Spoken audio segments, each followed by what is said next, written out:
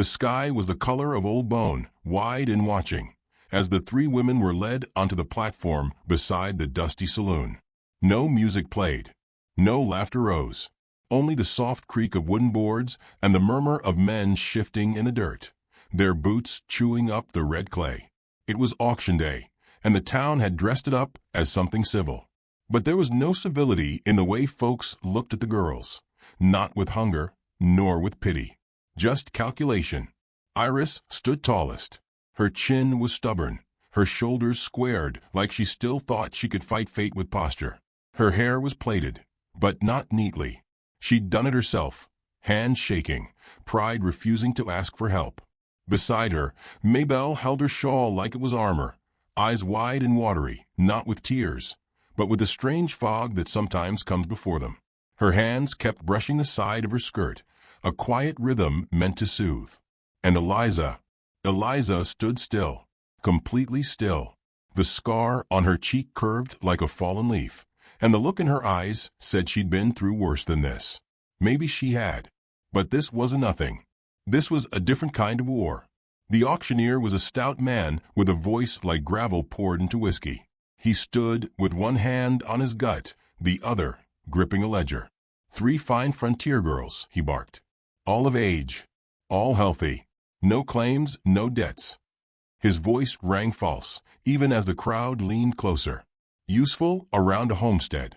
One's good with horses, one can sew like a preacher's wife, and the third, well, she's got a temper, but that's a trait some men like. The crowd gave a low chuckle, but it didn't last. There was a silence beneath it, a shameful, prickling hush that wrapped around those watching from windows or porches or behind curtains. Everyone knew this wasn't right, but knowing and speaking were two different things. The first bid came from a man with sunburned skin and a twitch in his jaw. He pointed at Maybelle, offered 2 goats and a half-broke mule. The auctioneer sneered but wrote it down. The next voice was louder, offering a silver watch for Iris. Another offered whiskey barrels. One man tried to buy all 3, and Iris flinched, her fingers curling tight against her skirt. They were being spoken of like grain sacks, like livestock, not even like wives. Behind the crowd, leaning against a hitching post, stood a man no one had noticed before. His coat was worn buffalo hide, bleached soft by time. His braids hung loose over his shoulders, a few eagle feathers tucked near the nape. He made no sound. His horse, a tall paint with calm eyes, waited behind him like it had been taught stillness from birth. He watched the girls, but not like the others did, not with price or need. His gaze was slow, solemn, like he was memorizing them, not as objects but as truths. Iris caught the look, just for a moment, and something in her posture changed. Not relaxed, not softened, just less alone. The bidding wore on, slow and mean. A fight nearly broke out when 2 drunk ranch hands claimed they'd promised for Eliza weeks ago. The sheriff, a gaunt man with shaking hands, stood near the edge of the crowd but said nothing. Everyone was afraid to speak. No one wanted trouble. And trouble was what came when you questioned money. Eliza's voice was the first from the platform. "You gonna ask us what we think?" she said. Silence dropped like a stone. The auctioneer laughed, quick and high. "Ain't how this works, sweetheart." Iris stepped forward too. "We're not property. You're pretending we are 'cause we don't got fathers or husbands to talk over us. We had homes," Maybelle added softly, "till you took them." A murmur moved through the crowd. It wasn't outrage. It was the sound of folks recognizing the truth and choking on it. One woman turned away, a preacher's wife. She'd fed Iris once when she was a girl. Then came the sound of boots, slow, certain. The Lakota warrior stepped forward. No introduction, no weapon drawn, just presence, like the land itself had moved. The sheriff reached for his belt, but the man didn't even look at him. He stood before the platform, raising his gaze to meet the girls. "I will take them," he said. The auctioneer blinked. "What?" "I will take them," the man repeated. His voice was low, gravel soft. "Not buy, not own. Take them from this shame." The crowd roared in protest. One man spit. Another reached for a bottle, as if liquor might restore the old rules. The sheriff stepped forward, voice cracking. "Now hold on, Redskin, this ain't." But he didn't finish the sentence. Not with the way Eliza stepped down from a platform. Not with how Iris followed, calm as a woman walking out of church. Maybelle hesitated only a moment, then gathered her shawl and climbed down. The Lakota man didn't touch them. He didn't move. Just stood still as they came to stand beside him, one by one, like he was a stone and they were tired of floating. The crowd didn't know what to do with that. With girls who chose something not sanctioned. With silence as rebellion. "Y'all can't just go," the auctioneer muttered. There's no record, there's law." But no one stopped them. The blacksmith, an old man with knuckles like gnarled roots, muttered from a seat. "That warrior once mended a bird's wing with nothing but thread and a song. Maybe we oughta let this be." And that was the only blessing they got. As they walked away, the wind picked up. Dust curled around their feet like smoke, and the town didn't follow. Not with words, not with bullets. Just silence, broken only by the hoofbeats of the Lakota's paint horse as he led it behind them. For souls walking into the edge of dusk, away from the weight of what men called law. Behind them, the sun dipped low, catching the fraying edge of Maybelle's shawl and turning it gold. Iris didn't look back. Eliza only once. The platform creaked in the wind. The ledger lay open but unwritten. And somewhere in the hills ahead, a fire waited to be lit. The wind cut colder once they left the town behind. It threaded through the folds of their clothing, rattled dry branches above their heads, and carried the distant sound of something breaking. Maybe an old sign. Maybe a rule they'd never agreed to. They didn't speak.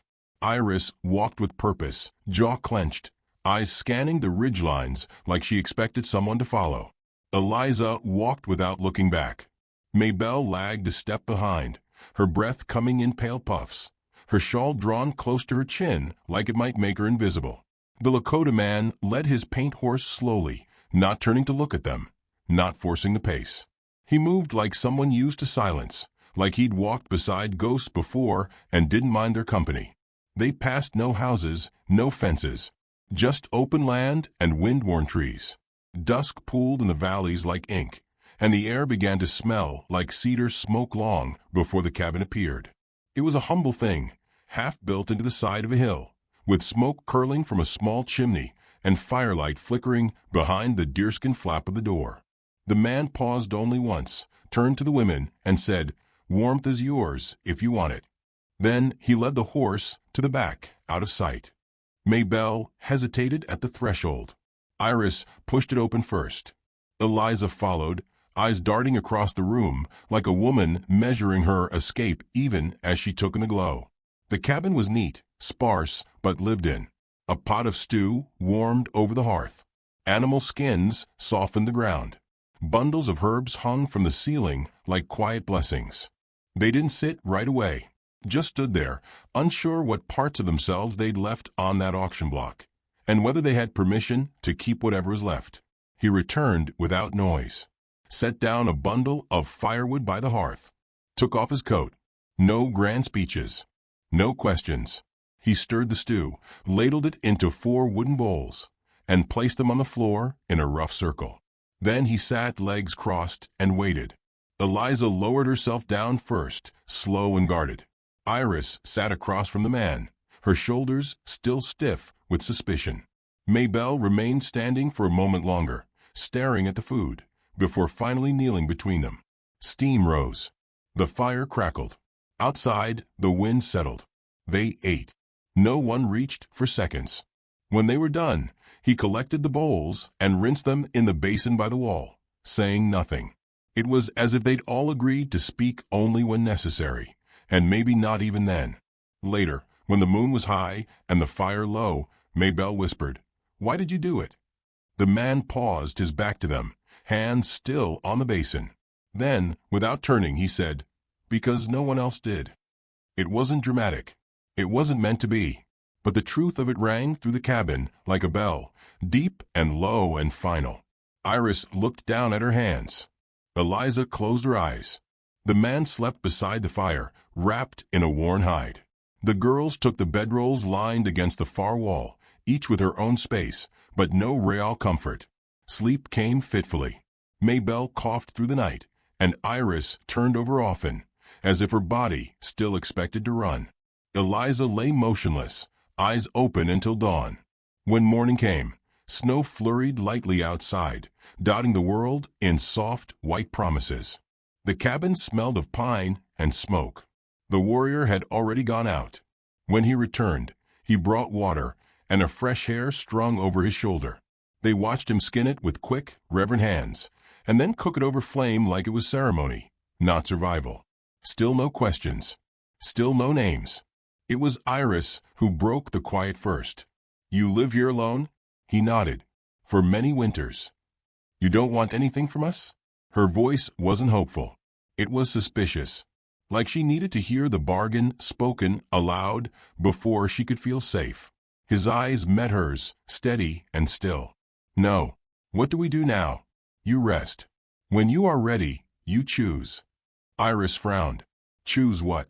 He didn't answer, just rose and stepped outside again, leaving the scent of cooked meat and the flicker of questions behind him. They stayed. That first full day, Iris helped split wood. Her fingers blistered. She didn't complain. She watched him work, matched his rhythm. Eliza helped repair a split in the leather flap. Maybelle dozed by the fire, cheeks flushed with a kind of heat that worried Iris. That night, he placed an old blanket at Maybelle's feet and moved his bedroll closer to the door. By the second night, they had fallen into a rhythm that felt almost like routine. Maybelle whispered stories under her breath. Iris sharpened kindling with a knife that wasn't hers. Eliza stared into the fire like she saw the end of the road there, just past the flame.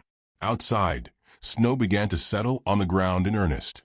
The wind died down, and though no one said it, they all knew they weren't going back. It was on the third day that the silence shifted. They were seated around the fire again, not eating this time, just sitting in the warmth. The man worked a strip of leather in his hands, threading beads through with quiet precision. Eliza watched him. "Why us?" she asked. He didn't look up. "There were other girls sold. Before us. After us. You could have walked away." He finished threading a bead. "I saw 3 women, standing like they still had names. I thought maybe they should keep them." Silence returned. But it was different now, softer, like the kind that falls after a storm. Like peace, cautious and raw. Maybelle smiled faintly. The first real smile since before the bidding. Iris leaned back against the wall. "Still don't know your name." The man paused. "Otto." Eliza nodded once. Said nothing more. That night, Otto placed one extra log on the fire before sleeping. The girls watched it catch and spark, watched it burn long past when they should have closed their eyes.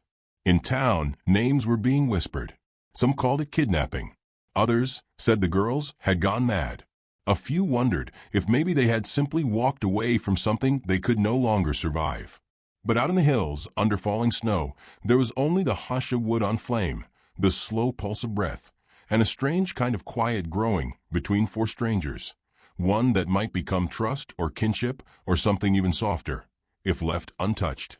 And somewhere far below, the valley held its breath, because it knew, as all wild things do, that silence does not last forever.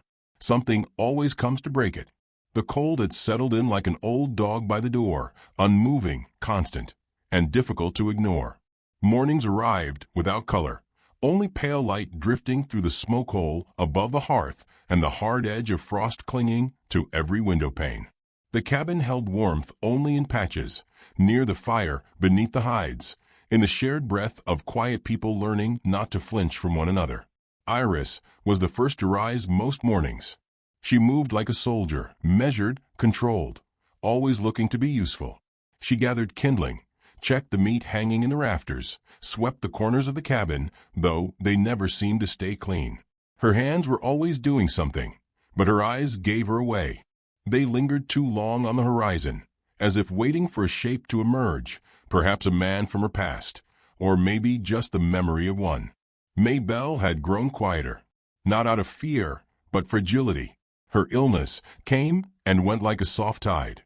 One morning she would smile and hum over her tea, and the next she would shiver under the blankets, pale and glazed-eyed. The cold didn't help. Neither did the memories. At night, she whispered names in her sleep. Once, she reached for someone who wasn't there.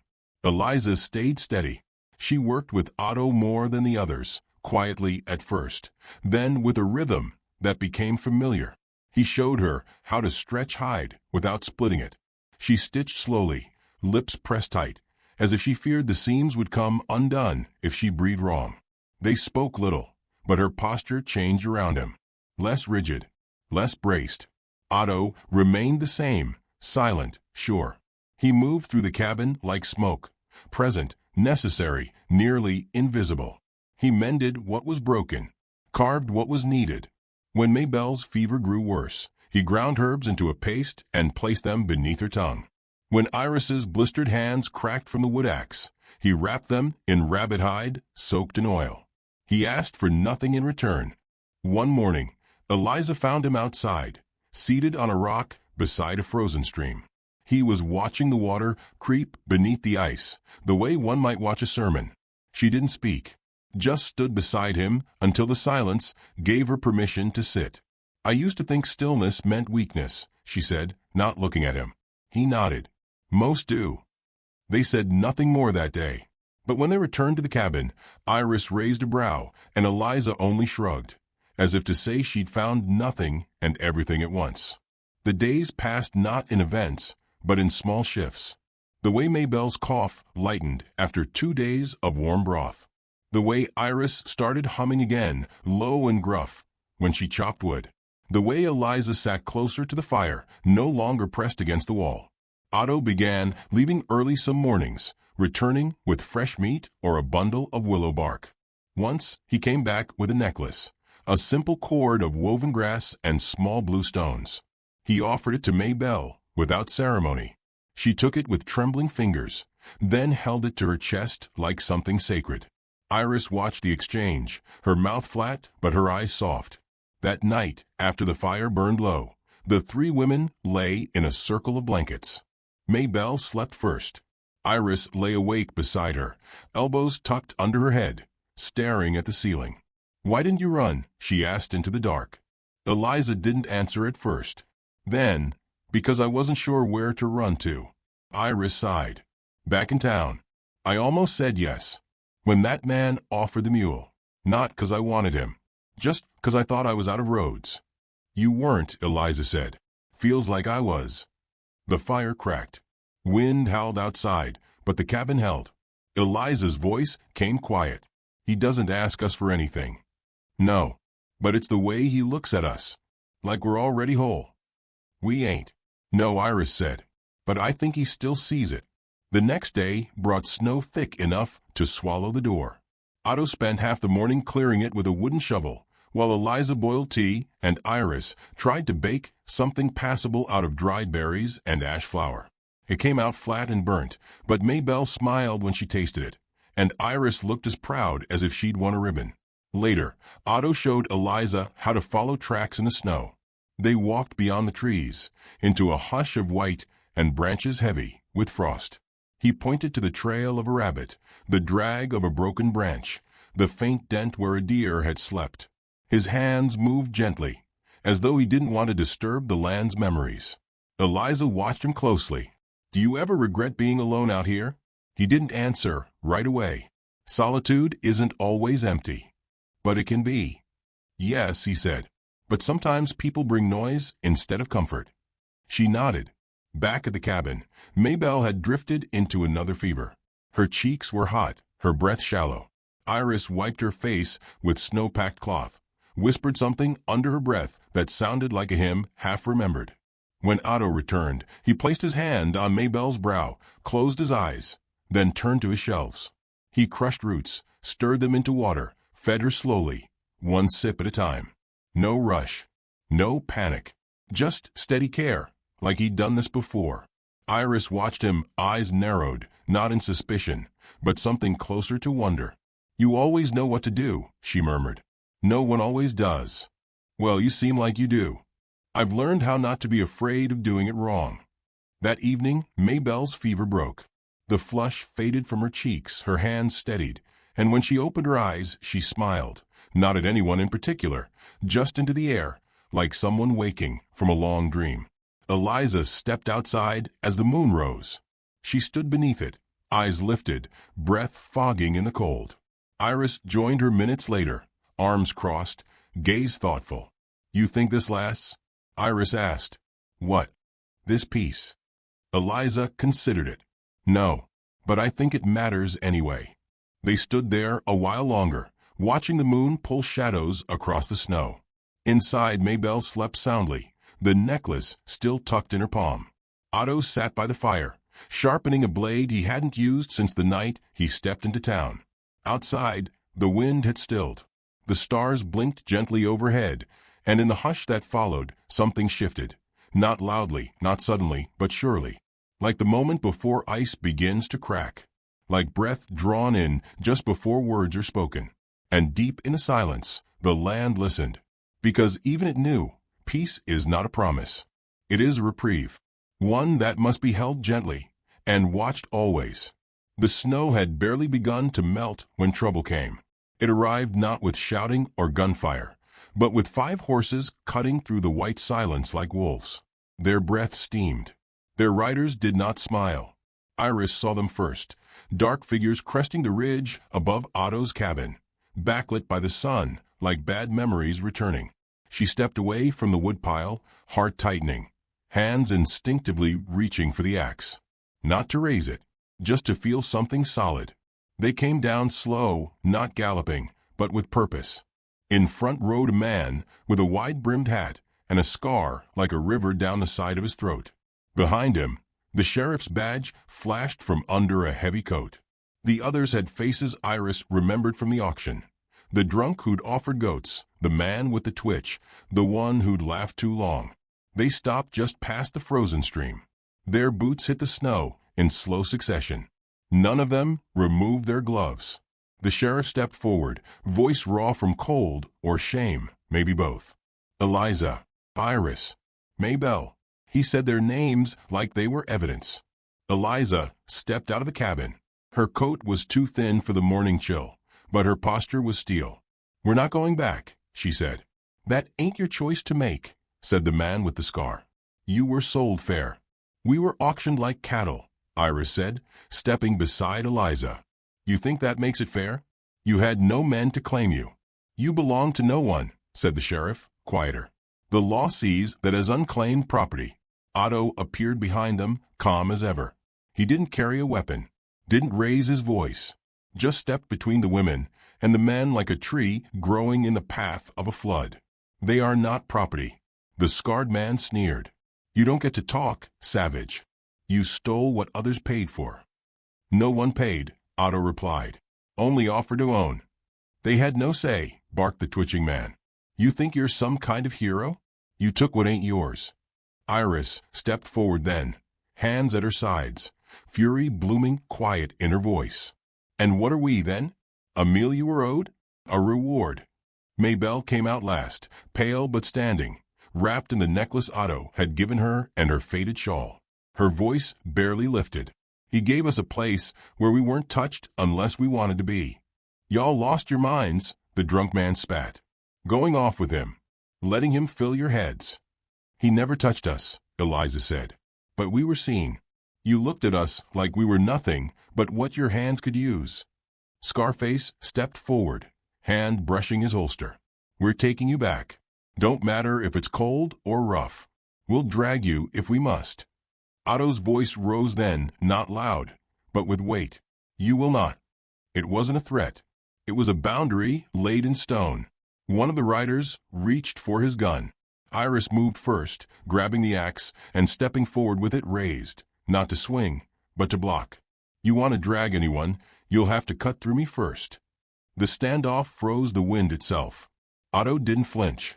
He looked each man in the eye, one by one, like he was choosing which pain they'd asked to wear. Then Eliza spoke. Her voice cut through like a clean blade. "You think we're weak because we stood still. Because we didn't fight you when you shouted. But stillness isn't surrender. It's choice. and today we choose." The sheriff hesitated. He looked old suddenly, more bone than man. "If I let this go," he said, "they'll say I'm soft, that I let a warrior and 3 women make a fool of a law." Eliza stepped closer to him, voice gentle. "The law bent when it let us be sold. If you stand for that, you're already a fool." Behind them, movement stirred in the woods. The blacksmith emerged broad and slow, carrying a long iron rod. Not a weapon, but enough to make a man pause. Beside him walked the old medicine woman, cloak drawn tight around her bones. "You'll not touch these girls," she said, eyes sharp. "You'll not stain what's healing with your rusted hands." One by one, more figures appeared along the ridge. Not many, just enough. The quiet ones. The ones who had seen too much and said too little for too long. Scarface looked around. Rage boiled in his eyes, but he saw the numbers, saw the stillness in Otto's body, the readiness not to attack, but to absorb, to outlast. He spat in the snow. "This ain't over." "It is," Eliza said. "You just don't know how to leave." The men mounted slowly. Their pride made it hard, but their sense, what little remained, pushed them toward retreat. They left the same way they came, swallowed by trees and snow and the uneasy quiet of defeat. When the last hoofbeat faded, Iris dropped the axe. Her hand shook not from cold, but from all the weight she'd carried in her spine. Maybelle leaned into her side. Eliza turned to Otto, eyes searching, but he gave no sign of triumph. Just a quiet nod, as if to say, "You stood taller than the mountain today." That night, no one slept quickly. The fire crackled low. The cabin smelled of cedar and tension unwinding. Outside, the snow began again, soft and clean, burying footprints, washing the earth white. Inside, the women sat close, their silence warm, no longer afraid. Otto stirred the fire. Eliza watched him with a quiet certainty blooming behind her eyes. Something had been broken in her long ago, but now something else had begun to grow in its place. Not trust, not yet, but the soil for it, rich and ready. Trouble had come and been turned away, not with violence, but with a line drawn by kindness, by dignity, by those too often ignored. And, in that quiet cabin, for the first time, the future felt like something they might get to choose. Snow blanketed the world in silence that morning, as if the sky itself was holding its breath. The cabin, warm and worn, felt like a separate world, one carved from frost and kindness. But outside, the town had stirred. Word had spread, as it always did. The Lakota warrior had taken 3 women from auction, defied the sale, stood down 5 armed men. Some called it scandal, others called it sin, and a few, in voices hushed and uncertain, called it mercy. By noon, riders came again, not violent, not shouting, but official. The sheriff rode with 2 deputies, both young and visibly uneasy, followed by the preacher and 3 of the town's oldest families. They carried no guns this time, just paper and protocol. This wasn't a raid. It was a reckoning. Otto did not flee. He did not hide. When they arrived, he stood outside the cabin, arms crossed, wrapped in his old buffalo coat, watching them approach with eyes that had already lived through worse. Eliza stepped beside him without hesitation. Iris flanked the other side. Maybelle leaned against the doorframe, pale but steady. No one asked her to stay inside. No one ever would again. The sheriff cleared his throat, voice stiff. "There's to be a hearing. Town center. Claims have been made." "Claims," Iris said. "Or threats dressed in law." He didn't answer. They rode back together, not as prisoners, but as something stranger. Witnesses, perhaps. Defendants of an unspoken truth. The town had gathered by the time they arrived. Half of them wouldn't meet the girl's eyes. The rest couldn't stop looking. The wooden platform had been swept clean, the same platform where they'd been sold not a week ago. A cruel symmetry. The mayor, thin as a crow and twice as loud, took the center. "This isn't about race," he began, which meant it was. "This is about order." These women were unclaimed and vulnerable. They were meant to be placed properly, safely. Instead, this man intervened, undermined our customs, and disrupted commerce. That cannot stand. He turned to the crowd like expecting applause. There was none. The preacher stepped up next. He spoke softer, but no kinder. They left with a man not their kin. No vows. No guardianship. No blessing. What is a town if not a keeper of its women's virtue?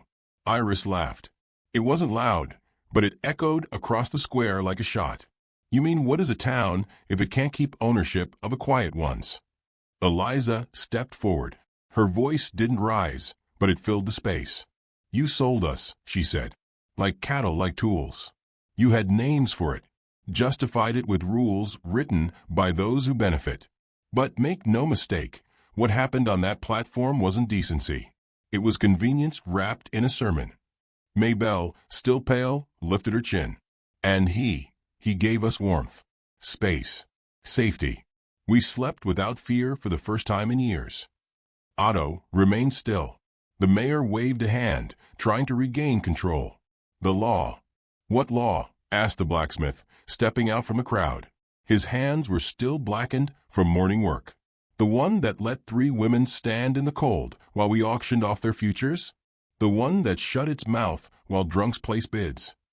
Beside him, the old medicine woman stood with her staff. You didn't ask if they wanted saving when you threw them to wolves. But now you fault the one who scared the wolves off. Voices murmured. Something had shifted, like a door cracked open in a long dark house. The sheriff looked tired. Older than before. We need to resolve this. Otto finally spoke. His voice was low, meant for listening. I did not take them. I offered fire. They stayed. He turned to Eliza, then Iris, then Maybelle. If they wish to leave me now, I will walk away and never speak of it again. The silence that followed was complete. Eliza stepped forward first, her eyes clear, fierce. No. I've lived under roofs where my worth was measured in chores and obedience. I choose to stay. Iris nodded, stepping beside her. I've seen more danger from the hands of good men than I ever did from his silence. Maybelle's voice was barely more than breath. He gave me time to heal. They stood shoulder to shoulder, not as property, not as victims, but as women who had chosen. The mayor sputtered. This cannot be how we. But the crowd no longer watched him. Their eyes were on the women, on Otto, on the truth spoken not in shouts, but in quiet defiance. The sheriff stepped back. His hand hovered near his belt, but only to steady himself. No charges, he said finally. Let them be. The mayor turned in fury, but found no ally. The town had already made its decision, not with cheers, but with the collective silence of people no longer willing to pretend. As the crowd dispersed, as the snow began to fall again, Otto turned to go. No triumph in his step. Only the calm of a man who never asked for more than peace. But Eliza stopped him. Her voice caught, just once, before it found its shape. You'll walk away now, she asked. After all this? He looked at her. Really looked. I said I would if you wished it. She didn't answer right away. Just stepped forward and placed a hand over his. I don't. Iris smiled, small and real. Maybelle leaned against the post and cried, not from fear, but from relief. The sky broke open above them, not with thunder, but with the hush of falling snow, soft as forgiveness. And the townspeople watched, not with judgment now, but with something like wonder. In a world that had sold and stolen, this was something else. A choice. A kindness returned. A winter trial endured. And one man's word that had held true, even when no one believed it would.